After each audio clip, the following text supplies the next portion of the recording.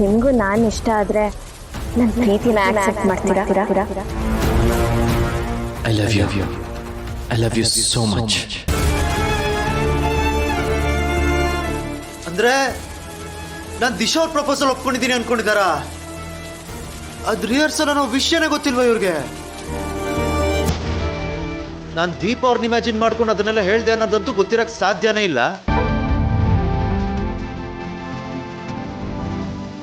ಇಷ್ಟೇನ ವಿಷಯ?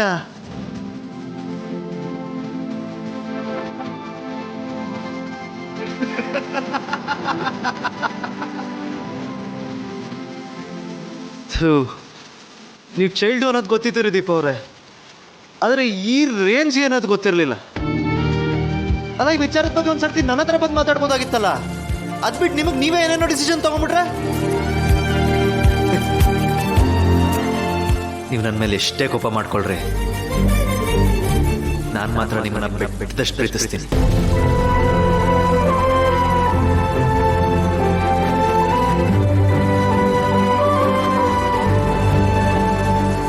ನೀವು ನಿಜವಾಗ್ಲೂ ಪೆದ್ದೂರಿ ದೀಪ ಅವರೇ. 1 ವರ್ಷ ನನ್ನ ಜೊತೆ ಸಂಸಾರ ಮಾಡಿದ್ದೀರಾ, ಇನ್ನು ನಾನು ಏನಂತ ತಿಳ್ಕೊಳ್ಳಿಲ್ವಲ್ಲ ನೀವು? ಇರ್ಲಿ, ನನ್ನ ಈ ರೇಂಜಿಗೆ ಸುತ್ತಾಯಿಸಿ ಇಷ್ಟೊಂದು ಕಾಟ ಕೊಟ್ಬಿಟ್ರಲ್ಲ, ನೋಡ್ತಾ ಇರಿ ಈಗ ನಾನು ನಿಮಗೆ ಯಾವ ರೇಂಜಿಗೆ ಸತಾಯಿಸ್ತೀನಿ ಅಂತ.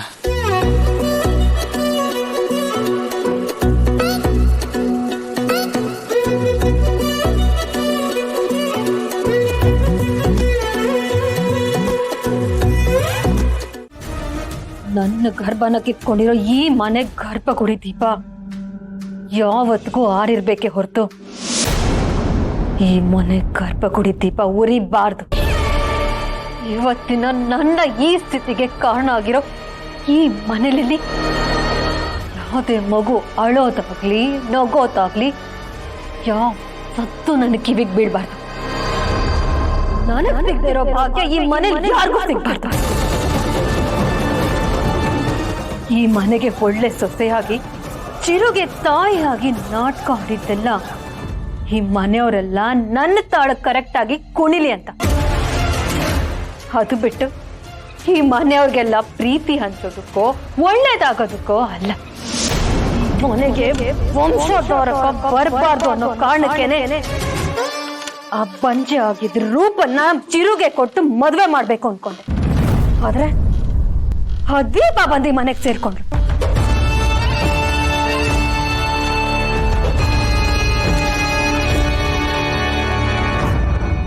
ಆದ್ರೆ ಇಷ್ಟಕ್ಕೆ ಈ ಸೌಂದರ್ಯ ಸೋಲೊಪ್ಕೊಳ್ಳಲ್ಲ.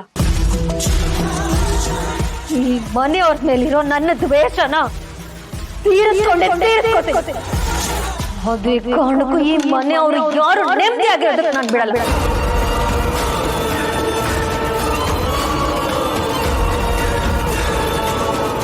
ಚಿರು ಜೀವನನ ಹಾಳು ಮಾಡೋದಕ್ಕೆ ಒಂದು ಬ್ರಹ್ಮಾಸ್ತ್ರನೇ ಇಟ್ಕೊಂಡಿದ್ದೀನಿ. ಅದನ್ನು ಉಪಯೋಗಿಸೋ ಸಮಯ ಈಗ ಬಂದಿದೆ. ಯಾಕೆ ಹೆದರಿಸ್ಬೇಕು? ಅಲ್ಲ, ಹಾಗೆ ಹೆದರಿಸಿದ್ರೆ ಚಿರು ದೀಪನ್ನ ಆದಷ್ಟು ಬೇಗ ಮನೆ ಕರ್ಕೊಂಡ್ ಬರ್ತಾನೆ ಅಂತ ಅಷ್ಟೇ. ಇದೆಲ್ಲ ಸುಮ್ಮನೆ ನಾಟಕ ಮಾವ. ಅದೇ ಇಷ್ಟೊತ್ತು ನೀನು ಮಾತಾಡ್ತಲ್ಲ,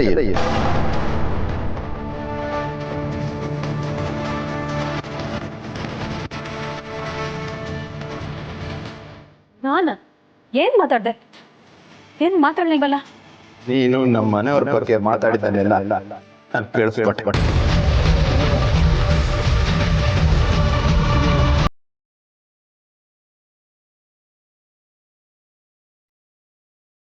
ಏನ್ ಕೇಳಿಸ್ಕೊಂಡ್ರಿ? ನೀವೇನೋ ತಪ್ಪಾಗಿ ಕೇಳಿಸ್ಕೊಂಡಿದ್ದೀರಾ ಅನ್ಸುತ್ತೆ. ನಾನ್ ಯಾವತ್ತೇ ಆಗ್ಲಿ ಈ ಮನೆಗೆ ಒಳ್ಳೇದನ್ನೇ ಬಯಸೋಳಲ್ವಾ ಮಾವ? ಅದು ನಿಮ್ಗೂ ಗೊತ್ತಲ್ಲ. ಮುಚ್ಚು ಬಾಯ್.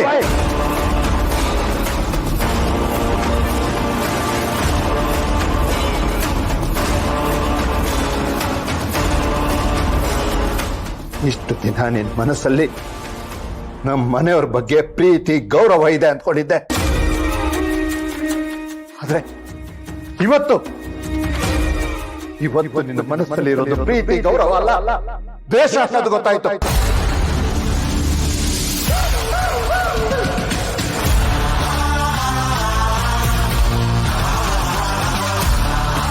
ಕಿರುಗೋಸ್ಕರ ತನ್ನ ತಾಯಿ ತರನೇ ತ್ಯಾಗ ಮಾಡಿರೋ ಮಹಾ ತ್ಯಾಗಿ ಅನ್ಕೊಂಡಿದ್ದೆ. ತ್ಯಾಗಿ ಅಲ್ಲ, ಮೋಸಗಾತಿ ಅಂತ ಇವತ್ತು ಗೊತ್ತಾಯ್ತು. ಮನೆಗೆ ಸೊಸೆಯಾಗಿ ಬಂದಿರೋ ಮಹಾಲಕ್ಷ್ಮಿ ನೀನು ಅಂದ್ಕೊಂಡಿದ್ದೆ. ಈ ಮನೆನ ಬೆಳಗ್ತಿ ಅಂತ ಕನ್ಸ್ಕೊಂಡಿದ್ದೆ. ಆದ್ರೆ ಈ ರೀತಿ ದ್ರೋಹ ಮಾಡ್ತೀಯ ಅಂತ ಯಾವತ್ತೂ ಅಂದ್ಕೊಂಡಿರ್ಲಿಲ್ಲ.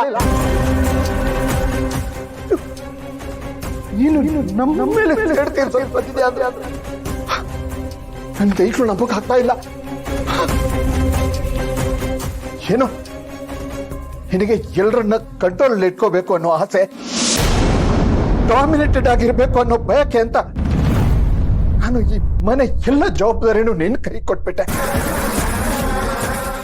ಎಲ್ಲರ ಮನಸ್ಸು ಹೊಡೆಯೋ ಕೆಲಸ ಮಾಡಕ್ ಬಂದಿದ್ಯಾ ಅಂತ ಅದು ಯಾವತ್ತೂ ಅಂದ್ಕೊಂಡಿರ್ಲಿಲ್ಲ.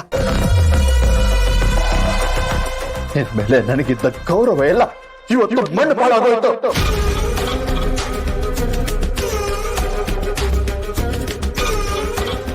ಇಲ್ಲ, ಇನ್ನು ಸುಮ್ಮನೆ ಇದ್ರಾಗಲ್ಲ. ಇವತ್ತು ನಿನ್ನ ಬಂಡವಾಳ ಎಲ್ಲ ಬಯಲು ಮಾಡ್ಬಿಡ್ತೀನಿ. ಮೊದಲು ಇದನ್ನ ಚಿರುಗಿ ಹೇಳ್ತೀನಿ.